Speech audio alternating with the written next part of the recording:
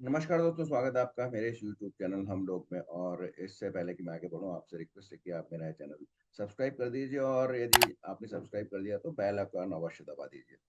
तो आज मैं सुबह सुबह बात करूंगा आपसे अमेरिका ने ईरान पर के कुछ परमाणु संयंत्रों पर आक्रमण किया है। और प्रेसिडेंट ट्रम्प ने अपने एक भाषण में कहा है कि ये काफी सफल स्ट्राइक रही थी।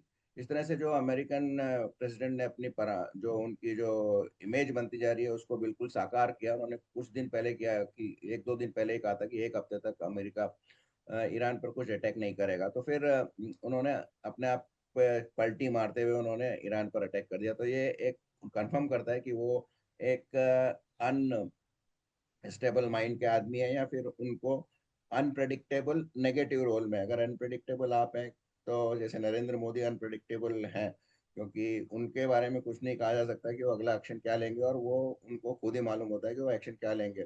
और इससे पूरा का पूरा मीडिया काफी परेशान है। भारतीय मीडिया विशेषकर जो 2014 के पहले फल फूल रहा था, वो काफी परेशान रहता है नरेंद्र मोदी से। और यहाँ तक कि जो इंडिया टुडे समूह के ग्रुप के अध्यक्ष हैं, उन्होंने नरेंद्र मोदी को ये कह दिया था कि आपने तो हमारा धंधा ही बंद कर दिया, हमारे आपकी कुछ खबरें बिल्कुल निकल कर ही नहीं आती। लेकिन नरेंद्र मोदी ने जैसे आप देखेंगे कि सिंधु नदी का जो समझौता वो निरस्त किया था, तो उसमें उन्होंने पानी रोकने की बात की थी। और जब पाकिस्तान उसके लिए सोच रहा था, उसको क्रिटिसाइज करने की बात कर रहा था, उसके लिए तैयारी करने की कोशिश करता था, तो उन्होंने वहां पे ज्यादा पानी छोड़ दिया और वहां पर बाढ़ आ गई।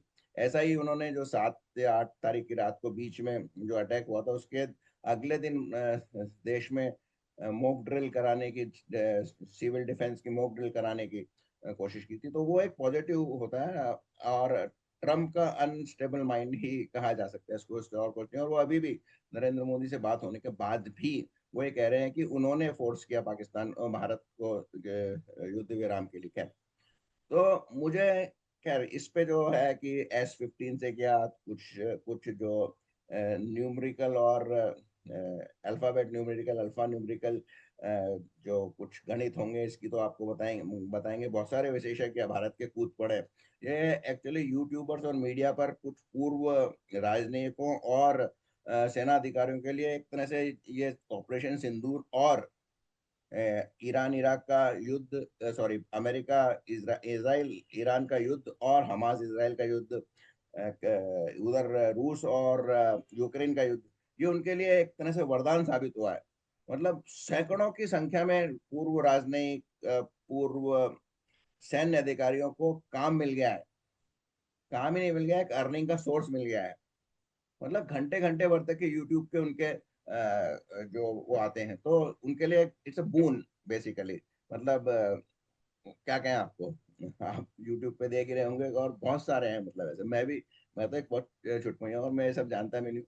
मुझे केवल इसी बात की समझ में नहीं आ रही है कि ईरान और इसराइल के बीच में करीब हजारों किलोमीटर की दूरी है, तो ना कोई सीमा विवाद है बेसिकली, और ना एक्सपेंड कर सकता है ना। तो ये युद्ध क्यों हो रहा है, और क्या क्यों अमेरिका को इसमें जरूरी कूदना पड़ गया, और क्यों इसराइल ने ईरान पर अटैक किया? इसमें बहुत सिंपल भाषा में आपको समझाऊंगा कि ईरान एक ऐसा देश है जिसमें खोमेनी का राज्य है, और वो अंततः ये चाहते हैं कि इस्लाम का पूरे दुनिया पर वो कंट्रोल हो, सारे पूरा दुनिया इस्लाम में कन्वर्ट हो जाए। और उसके पहले वो सबसे पहले एक यहूदी जो कौम है उसको मारना चाहते हैं, क्योंकि यहूदी का डायरेक्ट फिलिस्तीन के बारे में उनसे झगड़ा है।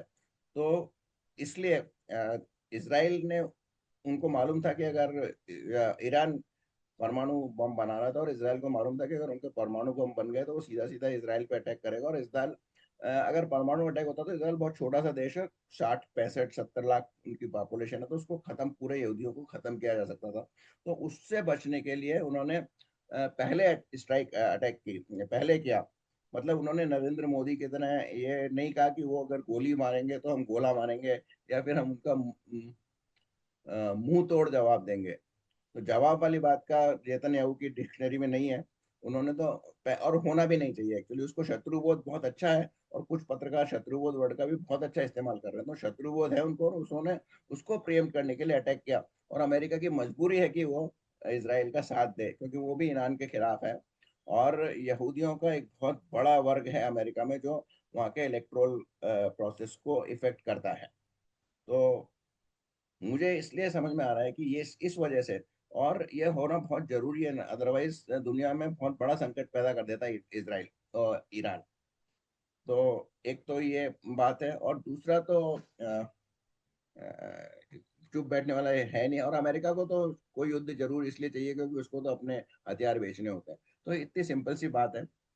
भारत को का क्या रोल रहेगा इसमें? पहले तो हाँ, मैं एक और बात करता हूँ कि भारत ने कुछ 2 या 3 प्लेन लोड हजारों कुछ लोगों को वहां से ईरान से बचा लिया। तो मेरा एक सरकार को सजेशन है कि जो अगली बार बजट पेश करे उसमें कुछ 100 करोड़ रुपए इवैक्यूएशन के लिए भी एक मद में लगा देने चाहिए। क्योंकि हमेशा यही होता है कि कभी सीरिया से निकालना है, कभी ईरान से निकालना है, कभी यूक्रेन से निकालना है। तो इस तरह से एक बजट फिक्स कर देना चाहिए। और अगर इंदिरा गांधी सरकार होती तो मेरे ख्याल से एक इवोक्यूएशन टैक्स लगा देती, जीएसटी पर एक कोई 0.01% या कुछ इस तरह का इवोक्यूएशन टैक्स लगा देती।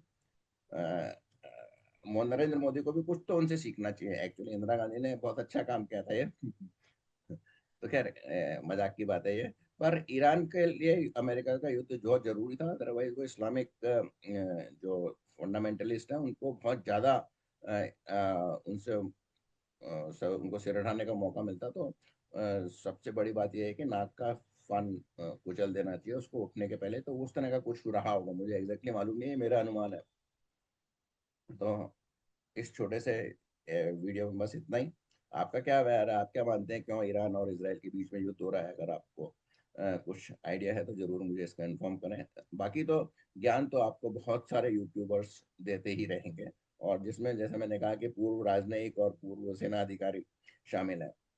उन्होंने खुद ने अपने समय में क्या किया होगा ये पता नहीं, लेकिन अब वो नरेंद्र मोदी को भी और वर्तमान सेना अध्यक्ष को भी ज्ञान देने में सक्षम है। तो बस इतना ही। अगर मेरे को मेरा ये छोटी बातचीत आपको हल्की फुल्की बातचीत अच्छी लगी हो तो इसे लाइक कीजिए और अपने दोस्तों के साथ शेयर कीजिए। बहुत बहुत धन्यवाद।